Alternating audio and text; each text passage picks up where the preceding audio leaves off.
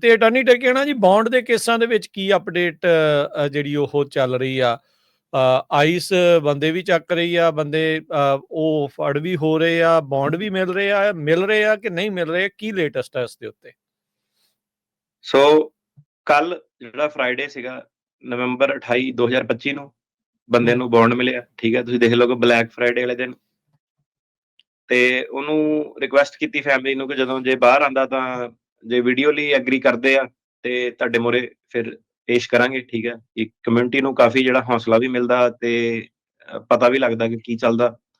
ਤੇ ਕਈ ਵਾਰੀ ਲੋਕਾਂ ਨੂੰ ਮੈਂ ਕਹਿੰਦਾ ਹੁੰਦਾ ਕਿ ਕਈ ਖਬਰ ਪੜ੍ਹਨ ਵਾਲਿਆਂ 'ਚ ਹੁੰਦੇ ਆ, ਕਈ ਜਿਹੜਾ ਕੰਮ ਕਰਨ ਵਾਲਿਆਂ 'ਚ ਹੁੰਦੇ ਆ। ਠੀਕ ਹੈ, ਬਾਕੀ ਤੁਸੀਂ ਆਪ ਹਿਸਾਬ ਕਿਤਾਬ ਲਾ ਲਓ ਕਿੱਦਾਂ ਤੁਹਾਡੇ ਮੂਹਰੇ ਆ ਜਾਣਾ।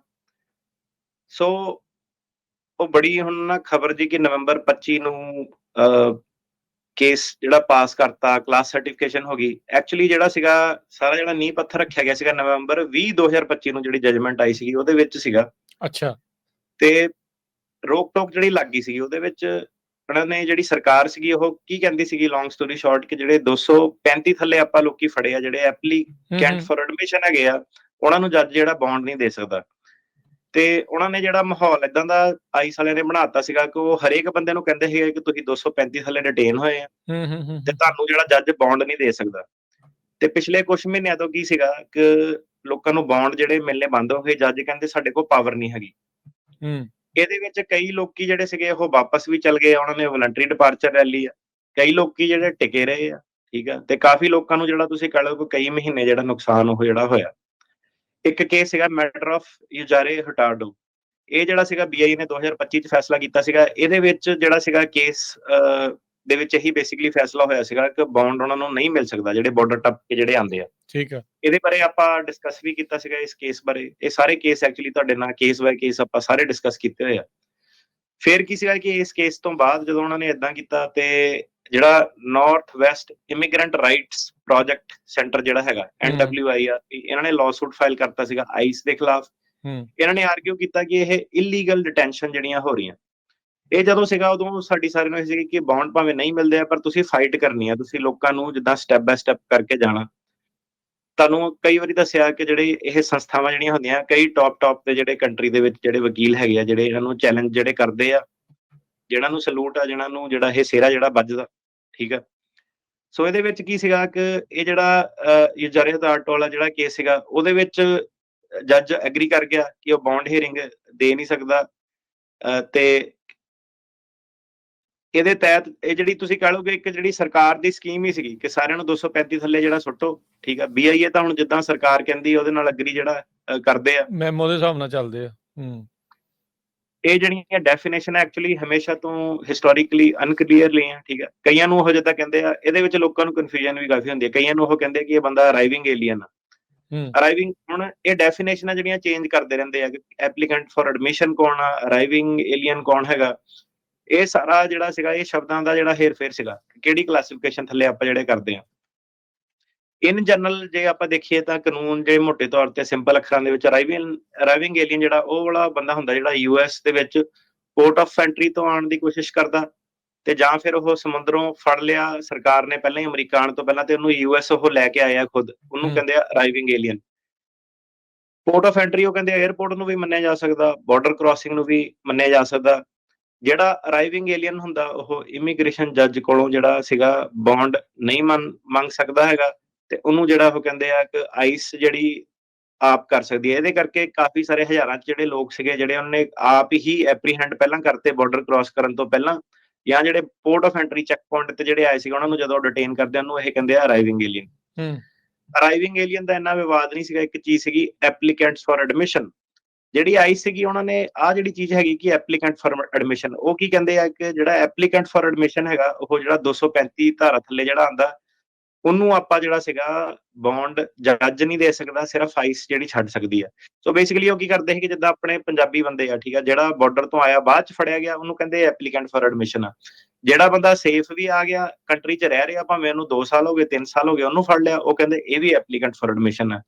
ਜਿਹੜੇ ਬੰਦੇ ਨੂੰ ਬੌਂਡ ਦੇ ਕੇ ਛੱਡਿਆ ਉਹ ਆਈਸ ਤੇ ਚੈੱਕ ਇਨ ਕਰਾਉਣ ਗਿਆ, ਉਹਨੂੰ ਵੀ ਇਹ ਕਹਿੰਦੇ ਐਪਲੀਕੈਂਟ ਫॉर ਐਡਮਿਸ਼ਨ ਆ। ਜਿਹੜੇ ਬੰਦੇ ਨੂੰ ਆਲਰੇਡੀ ਬੌਂਡ ਮਿਲਿਆ ਹੋਇਆ ਸੀਗਾ, ਠੀਕ ਆ, ਉਹਨੂੰ ਛੱਡਿਆ ਹੋਇਆ, ਉਹ ਵੀ ਜਦੋਂ ਆਈਸ ਚੈੱਕ ਇਨ ਗਿਆ ਉਹਨੂੰ ਵੀ ਇਹ ਕਹਿੰਦੇ ਕਿ ਇਹ ਐਪਲੀਕੈਂਟ ਫॉर ਐਡਮਿਸ਼ਨ ਆ। ਸੋ ਇਹਨਾਂ ਨੇ ਮਤਲਬ ਕਿ ਬੇਸਿਕਲੀ ਏਦਾਂ ਦਾ ਜਿਹੜਾ ਆਪਣੀ ਇੰਟਰਪ੍ਰੀਟੇਸ਼ਨ ਕੀਤੀ ਕਿ ਇਹ ਕਹਿੰਦੇ ਕਿ ਹਰੇਕ ਬੰਦਾ ਹੀ ਤਕਰੀਬਨ ਜਿਹੜਾ ਐਪਲੀਕੈਂਟ ਫॉर ਐਡਮਿਸ਼ਨ ਆ ਉਹਨੂੰ ਜੱਜ ਜਿਹੜਾ ਬੌਂਡ ਨਹੀਂ ਦੇ ਸਕਦਾ। ਠੀਕ ਹੈ। ਇਹ ਇੱਕ ਤੁਸੀਂ ਕਹ ਲਓ ਕਿ ਮੇਜਰ ਤੁਸੀਂ ਜਿੱਦਾਂ ਦੇਖ ਸਕਦੇ ਆ ਕਿ ਮੇਜਰ ਚੇਂਜ ਜਿਹੜੀ ਆ ਗਈ, ਕਿਉਂਕਿ ਬੌਂਡ ਲੋਕਾਂ ਨੂੰ ਮਿਲਦੇ ਹੁੰਦੇ ਸੀਗੇ ਤੇ ਇਹਦੇ ਕਰਕੇ ਫਿਰ ਜਿਹੜੇ ਬੌਂਡ ਮਿਲਨੇ ਬੰਦ ਹੋ ਗਏ। ਇਹਦੇ ਵਿੱਚ ਆਪਾਂ ਜੈਨਿੰਗਸ ਵਰਸਸ ਰੋਡਰੀਗਸ ਤੇ ਮੈਟਰ ਆਫ ਕਿਊਲੀ ਇਹ ਸਾਰੇ ਕੇਸ ਆਪਾਂ ਡਿਸਕਸ ਜਿਹੜੇ ਕੀਤੇ ਆ। ਉਹ ਕੇਸ ਅੱਜ ਦਾ ਮੁੱਦਾ ਨਹੀਂ ਹੈਗਾ, ਕਿਉਂਕਿ ਹੁਣ ਆਪਾਂ ਜਿਹੜਾ ਸੀਗਾ ਲੇਟੈਸਟ ਕੇਸ ਵੱਲ ਜਿਹੜਾ ਵਧਾਂਗੇ। ਜੀ ਜਿਹੜਾ ਮੈਟਰ ਆਫ ਫਿਊਚਰ ਰਿਟਾਰਡੋ ਸੀਗਾ, ਜਿਹੜਾ BIA ਦਾ 2025 ਦਾ ਕੇਸ ਸੀਗਾ, ਇਹਦੇ ਵਿੱਚ ਪ੍ਰੈਸੀਡੈਂਟ ਡਿਸੀਜਨ ਦਿੱਤਾ ਆਪਣੇ BIA ਨੇ। ਅੱਛਾ ਜੀ। ਉਹ ਬੇਸਿਕਲੀ ਉਹਨਾਂ ਨੇ ਇਹੀ ਕਿਹਾ ਕਿ ਜਿਹੜੇ ਮੈਂਡੇਟਰੀ ਡਿਟੈਂਸ਼ਨ ਜਿਹੜੀ ਹੋਣੀ ਆ, ਜੱਜ ਬੌਂਡ ਦੇ ਨਹੀਂ ਸਕਦਾ। ਜਿਹੜਾ ਵੀ US ਦੇ ਵਿੱਚ ਕਹਿੰਦੇ ਆਇਆ, ਜਿਹਦੀ ਐਡਮਿਸ਼ਨ ਨਹੀਂ ਹੋਈ ਆ, ਭਾਵੇਂ ਕਿੱਦਾਂ ਮਰਜ਼ੀ ਆਇਆ, ਕਿੰਨੀ ਮਰਜ਼ੀ ਦੇਰ ਨਾਲ ਆਇਆ, ਉਹਨੂੰ ਆਪਾਂ ਐਪਲੀਕੈਂਟ ਫॉर ਐਡਮਿਸ਼ਨ ਕਰਾਂਗੇ ਤੇ ਉਹਨੂੰ ਆਪਾਂ ਬੌਂਡ ਨਹੀਂ ਦੇਣਾ। ਸੋ ਇਹ ਕੋਰਟ ਦੀ ਜਿਹੜੀ ਮੇਨ ਰੂਲਿੰਗ ਸੀਗੀ। ਇਹਦਾ ਹੁਣ ਇੰਪੈਕਟ ਇਹ ਹੋਇਆ ਕਿ ਕਈ ਹਜ਼ਾਰਾਂ ਚ ਲੋਕੀ ਜਿਹੜੇ ਭਾਵੇਂ ਇੱਥੇ ਰਹਿੰਦੇ ਵੀ ਸੀਗੇ, ਚੈੱਕ ਇਨ ਕਰਾਣਗੇ, ਟਰੱਕ ਸਟਾਪ ਤੇ ਫੜੇ, ਭਾਵੇਂ ਕੋਈ ਕ੍ਰਿਮੀਨਲ ਹਿਸਟਰੀ ਹੈਗੀ ਆ ਨਹੀਂ ਹੈਗੀ ਆ, ਠੀਕ ਆ, 2 ਸਾਲ ਹੋਏ ਆ, 2 ਸਾਲ ਤੋਂ ਉੱਤੇ ਹੋਏ, ਭਾਵੇਂ 100 ਮਾਈਲ ਬਾਰਡਰ ਦੇ ਅੰਦਰ ਫੜਿਆ ਗਿਆ, ਬਾਹਰ ਫੜਿਆ ਗਿਆ, ਮਤਲਬ ਕਿ ਇਹਨਾਂ ਨੇ ਹਰੇਕ ਬੰਦਾ ਉਹਦੇ ਥੱਲੇ ਜਿਹੜਾ ਫੜਨਾ ਸ਼ੁਰੂ ਕਰਤਾ। ਏਦਾਂ ਪਹਿਲਾਂ ਕਦੀ ਨਹੀਂ ਹੋਇਆ। ਇਹਦੇ ਵਿੱਚ ਆਪਣੇ ਕਾਫੀ ਹਜ਼ਾਰਾਂ ਚ ਜਿਹੜੇ ਪੰਜਾਬੀ ਜਿਹੜੇ ਸੀਗੇ ਫੜੇ ਗਏ। ਇਹਦੀ ਫਿਰ ਇੱਕ ਲਿਟੀਗੇਸ਼ਨ ਸ਼ੁਰੂ ਹੋ ਗਈ। ਉਹਦਾ ਕੇਸ ਦਾ ਨਾਮ ਸੀਗਾ ਬਟਿਸਟਾ ਵਰਸਸ ਸੈਂਟਾ ਕਰੂਜ਼। ਇਹ ਜਿਹੜੀ ਲਿਟੀਗੇਸ਼ਨ ਸੀਗੀ, ਇਹਦੇ ਵਿੱਚ 2 ਫੈਸਲੇ ਜਿਹੜੇ ਆਏ ਆ, ਠੀਕ ਆ। ਸੋ ਇਹ ਹੁਣ ਧਿਆਨ ਨਾਲ ਸੁਣਿਓ। ਜਿਹੜਾ ਪਹਿਲਾ ਇਹਦਾ ਫੈਸਲਾ ਸੀਗਾ ਉਹ ਨਵੰਬਰ 20 2025 ਨੂੰ ਆਇਆ ਸੀਗਾ। ਇਹ ਟਿਕਟੌਕ ਦਾ ਜਿਹੜਾ ਟ੍ਰੈਂਡ ਸੀਗਾ ਉਹ ਸ਼ੁਰੂ ਹੋਇਆ ਨਵੰਬਰ 25 ਤੋਂ, ਪਰ ਇਹਦਾ ਨਵੰਬਰ 20 2025 ਨੂੰ ਜਿਹੜਾ ਸੀਗਾ ਬਟਿਸਟਾ ਵਰਸਸ ਸੈਂਟਾ ਕਰੂਜ਼ ਦਾ ਜਿਹੜਾ ਆਰਡਰ ਆਇਆ ਸੀਗਾ। ਓਕੇ। ਇਹਦੇ ਵਿੱਚ ਜਿਹੜਾ US ਡਿਸਟ੍ਰਿਕਟ ਕੋਰਟ ਸੀਗਾ, ਸੈਂਟਰਲ ਡਿਸਟ੍ਰਿਕਟ ਆਫ ਕੈਲੀਫੋਰਨੀਆ ਦਾ ਜੱਜ ਦਾ ਨਾਮ ਹੈਗਾ ਸਨਸ਼ਾਈਨ ਸਕਾਈਜ਼। ਇਹਨੇ ਆਰਡਰ ਦਿੱਤਾ ਜਿਹੜੇ ਵੀ ਪਟੀਸ਼ਨਰ ਇਹਦੇ ਵਿੱਚ ਸੀਗੇ ਉਹਨੂੰ ਪਾਰਸ਼ੀਅਲ ਸਮਰੀ ਜਜਮੈਂਟ ਜਿਹੜੀ ਦੇਣੀ। ਉਹਨਾਂ ਨੇ 2 ਹਿੱਸਿਆਂ ਦੇ ਵਿੱਚ ਇਹਦਾ ਫੈਸਲਾ ਕੀਤਾ। ਜਿਹੜਾ ਨਵੰਬਰ 20 ਨੂੰ ਫੈਸਲਾ ਆਇਆ ਸੀਗਾ ਉਹਦੇ ਵਿੱਚ ਉਹ ਕੀ ਕਹਿੰਦੇ ਆ ਕਿ ਜਿਹੜਾ ਸੈਕਸ਼ਨ 1226A ਜਿਹੜਾ ਹੈਗਾ ਉਹ ਕੰਟਰੋਲਿੰਗ ਹੋਊਗਾ, 1225B 2 ਨਹੀਂ ਕੰਟਰੋਲਿੰਗ ਹੋਊਗਾ। ਸੋ ਬੇਸਿਕਲੀ ਉਹ ਕਹਿੰਦੇ ਆ ਕਿ ਜਿੱਦਾਂ ਸਰਕਾਰ ਕਹਿ ਰਹੀ ਆ ਕਿ ਹਰੇਕ ਬੰਦਾ ਐਪਲੀਕੈਂਟ ਫॉर ਐਡਮਿਸ਼ਨ ਹੈਗਾ, ਉਹ ਚੀਜ਼ ਗਲਤ ਹੈਗੀ, ਉਹ ਇੰਟਰਪ੍ਰੀਟੇਸ਼ਨ ਗਲਤ ਹੈਗੀ, ਉਹ ਪਾਲਿਸੀ ਇਹਨਾਂ ਦੀ ਇਲੀਗਲ ਸੀਗੀ। ਉਹ ਕਹਿੰਦੇ ਕਿ ਜੇ ਆਪਾਂ ਉਸ ਹਿਸਾਬ ਨਾਲ ਚੱਲੀਏ ਤੇ ਹਰੇਕ ਬੰਦਾ ਹੀ 235 ਤੇ 236 ਵਾਲੇ ਦਾ ਫਿਰ ਮਕਸਦ ਕੀ ਰਹਿ ਜਾਣਾ, ਠੀਕ ਆ। ਸੋ ਇਹ ਬੇਸਿਕਲੀ ਕਹਿੰਦੇ ਆ ਕਿ ਜਿਹੜੇ ਹੁਣ ਆਪਣੇ ਪੰਜਾਬੀ ਲੋਕ ਜਿਹੜੇ ਫੜੇ ਗਏ ਆ, ਜਿਹੜੇ ਬਾਰਡਰ ਟੱਪ ਕੇ ਆਏ ਸੀਗੇ ਤੇ ਥੋੜੀ ਦੇਰ ਬਾਅਦ ਚ ਅਰੈਸਟ ਹੋ ਜਾਂਦੇ ਆ ਉੱਥੇ, ਜਾਂ ਜਿਹੜਾ ਨੂੰ ਆਈਸ ਨੇ ਫੜ ਕੇ ਬੌਂਡ ਦਿੱਤਾ ਹੁੰਦਾ, ਆਲਰੇਡੀ ਅਮਰੀਕਾ ਚ ਰਹਿ ਰਹੇ ਹੁੰਦੇ ਆ, ਉਹ ਸੈਕਸ਼ਨ 1226A ਦੇ ਥੱਲੇ ਆਉਗੇ। ਉਹਨਾਂ ਨੂੰ ਤੁਸੀਂ ਮੈਂਡੇਟਰੀ ਡਿਟੈਂਸ਼ਨ ਇਹ ਨਹੀਂ ਤੁਸੀਂ ਉਹਨਾਂ ਨੂੰ ਕਹਿ ਸਕਦੇ ਕਿ ਉਹਨੂੰ ਜੱਜ ਬੌਂਡ ਨਹੀਂ ਦੇ ਸਕਦਾ, ਤੁਹਾਡੀ ਇੰਟਰਪ੍ਰੀਟੇਸ਼ਨ ਗਲਤ ਆ। ਸੋ ਇਹ ਜਿਹੜਾ ਕੋਰਟ ਸੀਗਾ ਇਹਨੇ ਸਾਰਾ ਕੁਝ ਇਹ ਜਿਹੜਾ ਚੇਂਜ ਕਰਤਾ, ਇਹਨੇ ਇੰਟਰਪ੍ਰੀਟੇਸ਼ਨ ਜਿਹੜੀ ਚੇਂਜ ਕਰਤੀ। ਉਹ ਬੇਸਿਕਲੀ ਕੀ ਕਹਿੰਦੇ ਆ ਕਿ ਆਈਸ ਥੋੜੇ ਧੱਕੇ ਨਾਲ ਇਹ ਇਧਰਲੇ ਪਾਸੇ ਨੂੰ ਜਿਹੜੀਆਂ ਚੀਜ਼ਾਂ ਵਧਾਉਣ ਦੀ ਜਿਹੜੀ ਕੋਸ਼ਿਸ਼ ਜਿਹੜੀ ਕਰ ਰਹੀ ਆ। ਇਹ ਜਿਹੜਾ ਫਿਰ ਕੇਸ ਹੋਇਆ ਸੀਗਾ, ਇਹਦੇ ਵਿੱਚ ਸਰਕਾਰ ਨੇ ਵੀ ਕਾਫੀ ਆਰਗੂਮੈਂਟ ਕੀਤੇ ਕਿ ਕੇਸ ਨੂੰ ਡਿਸਮਿਸ ਕੀਤਾ ਜਾਵੇ, ਇਹ ਮੂਟ ਆ, ਕਿਉਂਕਿ ਆਪਾਂ ਲੋਕਾਂ ਤੇ ਆਲਰੇਡੀ ਜਿਹੜੇ ਲੋਕਾਂ ਨੇ ਲਾਅਸੂਟ ਕੀਤਾ ਸੀਗਾ ਆਪਾਂ ਉਹਨਾਂ ਨੂੰ ਆਲਰੇਡੀ ਛੱਡ ਦਿੱਤਾ ਜਾਂ ਕਿੱਦਾਂ। ਜੱਜ ਸਾਹਿਬ ਕਹਿੰਦੇ ਕਿ ਨਹੀਂ, ਤੁਸੀਂ ਛੱਡਿਆ ਟੈਂਪਰੇਰੀ, ਪਰ ਤੁਸੀਂ ਇਹ ਪਾਲਿਸੀ ਤੇ ਹੋਰਾਂ ਲੋਕਾਂ ਨੂੰ ਵੀ ਬੜਿਆਂ ਨੂੰ ਫੜ ਰਹੇ ਆ ਤੇ ਇਹ ਵੀ ਬੰਦੇ ਦੁਬਾਰਾ ਜਿਹੜੇ ਫੜੇ ਜਾ ਸਕਦੇ ਆ। ਤੇ ਆਪਾਂ ਇੱਥੇ ਪਾਰਸ਼ਲ ਜਿਹੜੀ ਸਮਰੀ ਜਜਮੈਂਟ ਉਹਨੇ ਦਿੱਤੀ ਸੀਗੀ। ਹੁਣ ਜਿਹੜਾ ਮੇਨ ਫੈਸਲਾ ਆਇਆ ਉਹ ਆਇਆ ਨਵੰਬਰ 25 2025 ਨੂੰ। ਇਹ ਸੀਗਾ ਬਟਿਸਟਾ ਵਰਸਸ ਸੈਂਟਾ ਕਰੂਜ਼। ਇਹਦੇ ਵਿੱਚ ਉਹਨਾਂ ਨੇ ਦੇਖਣਾ ਸੀਗਾ ਕਿ ਕਲਾਸ ਐਕਸ਼ਨ ਬਣਦੀ ਹੈ ਕਿ ਨਹੀਂ ਬਣਦੀ ਆ। ਹੁਣ ਜਦੋਂ ਕਲਾਸ ਐਕਸ਼ਨ ਦੇ ਵਿੱਚ ਕੀ ਹੁੰਦਾ ਕਿ ਜਿੱਦਾਂ ਮੰਨ ਲਓ ਕਿ ਇਹ 9 ਜਣਿਆਂ ਨੂੰ ਜਦੋਂ ਇਹਨਾਂ ਦੇ ਫੇਵਰ ਚ ਫੈਸਲਾ ਗਿਆ, ਪਰ ਇਹਦੇ ਨਾਲ ਬਾਕੀ ਸਮਾਜ ਦਾ ਤਾਂ ਨਹੀਂ ਨਾ ਫਾਇਦਾ ਹੁੰਦਾ। ਪਰ ਜੇ ਸਾਰੀ ਇੱਕ ਕਲਾਸ ਬਣ ਜਾਵੇ ਕਿ ਇਹ ਚ ਹਜ਼ਾਰਾਂ ਲੋਕੀ ਆ ਜਾਂਦੇ ਆ, ਉਹਨਾਂ ਦਾ ਨੁਕਸਾਨ ਹੁਣ ਬਚ ਸਕਦਾ, ਉਹਨੂੰ ਉਹ ਕਹਿੰਦੇ ਆ ਕਿ ਕਲਾਸ ਬਣਾ ਦਿਓ। ਉਹਦੇ ਵਿੱਚ ਫਿਰ ਸਾਰਿਆਂ ਨੂੰ ਫਾਇਦਾ ਹੋ ਜਾਂਦਾ ਕਿ ਮਤਲਬ ਹਰੇਕ ਬੰਦੇ ਨੂੰ ਜਾ ਕੇ ਫਿਰ ਲਾਅਸੂਟ ਆਪਣਾ ਸੈਪਰੇਟ ਜਿਹੜਾ ਨਹੀਂ ਲੜਨਾ ਪੈਂਦਾ। ਜੇ ਆਪਣਾ ਵੀਰ ਜਿਹੜਾ ਹੁਣ ਆ ਰਿਹਾ ਬਾਹਰ, ਜੇ ਤਾਂ ਉਹ ਵੀਡੀਓ ਬਣਾਉਣਾ ਹੁੰਦਾ ਤੁਹਾਨੂੰ ਫਿਰ ਪੂਰੀ ਡਿਟੇਲ ਚ ਦੱਸਾਂਗੇ ਕਿ ਕਿੱਦਾਂ ਕੀ ਸੀਗਾ, ਠੀਕ ਆ। ਇਹ ਸਾਰੀ ਜਿਹੜੀ ਲੜਾਈ ਸੀਗੀ ਵਿੱਚ ਕਿੱਦਾਂ ਚੱਲੀ, ਠੀਕ ਆ, ਜਜਮੈਂਟ, ਹੇਬੀਅਸ ਹੂਬੀਅਸ, ਹਰੇਕ ਚੀਜ਼ ਬਾਰੇ ਤੁਹਾਨੂੰ ਦੱਸਾਂਗੇ ਜੇ ਬੰਦਾ ਉਹ ਜਿਹੜਾ ਆਪਣਾ। ਤੇ ਨਵੰਬਰ 25 ਜਿਹੜਾ 2025 ਦਾ ਜਿਹੜਾ ਫੈਸਲਾ ਆਇਆ ਕਲਾਸ ਸਰਟੀਫਿਕੇਸ਼ਨ ਵਾਲਾ, ਉਹ ਕਹਿੰਦੇ ਆ ਕਿ ਆਪਾਂ ਕਲਾਸ ਦੇ ਵਿੱਚ ਕੌਣ ਆਉਂਦਾ, ਜਿਹੜਾ ਵੀ ਵਿਅਕਤੀ ਬਿਨਾਂ ਇੰਸਪੈਕਸ਼ਨ ਦੇ ਅਮਰੀਕਾ ਦੇ ਵਿੱਚ ਆਇਆ, ਠੀਕ ਆ, ਆਂਦੇ ਸਾਰੀ ਬਾਰਡਰ ਤੇ ਉਸ ਵੇਲੇ ਫੜਿਆ ਨਹੀਂ ਗਿਆ, ਜਿਹਦੇ ਉੱਤੇ ਮੈਂਡੇਟਰੀ ਡਿਟੈਂਸ਼ਨ ਬਾਹਰ ਨਹੀਂ ਲੱਗਦੀ। ਜਿੱਦਾਂ ਹੁਣ ਇਹਨਾਂ ਨੇ ਨਵੇਂ ਕਾਨੂੰਨ ਬਣਾਏ ਆ, ਠੀਕ ਆ, ਕਿ ਕੋਈ ਸੈਕਸ਼ੂਅਲ ਕ੍ਰਾਈਮ ਵਗੈਰਾ ਜਿੱਦਾਂ ਹੋਵੇ ਜਾਂ ਜਿੱਤੇ ਐਕਸਪੀਡਾਈਟਡ ਰਿਮੂਵਲ ਲੱਗਾ ਹੋਵੇ 5 ਸਾਲ ਵਾਲਾ, ਜਿਹੜੇ ਏਦਾਂ ਦੀ ਮੈਂਡੇਟਰੀ ਡਿਟੈਂਸ਼ਨ ਵਾਲੀ ਧਾਰਾ ਦੇ ਥੱਲੇ ਨਹੀਂ ਆਂਦਾ। ਹੁਣ ਇਹਦੇ ਵਿੱਚ ਆਪਣੇ ਸਾਰੇ ਜਿਹੜੇ ਪੰਜਾਬੀ ਤਕਰੀਬਨ ਜਿਹੜੇ ਆ ਜਾਂਦੇ ਆ ਕਲਾਸ ਦੇ ਥੱਲੇ, ਕਿਉਂਕਿ ਉਹ ਬਿਨਾਂ ਇੰਸਪੈਕਸ਼ਨ ਦੇ ਆਏ ਸੀਗੇ ਤੇ ਉਸ ਟਾਈਮ ਜਦੋਂ ਕ੍ਰਾਸ ਕਰ ਰਹੇ ਸੀ ਉਦੋਂ ਨਹੀਂ ਫੜੇ ਗਏ ਸੀਗੇ, ਬਾਅਦ 'ਚ ਫੜੇ ਗਏ ਆ।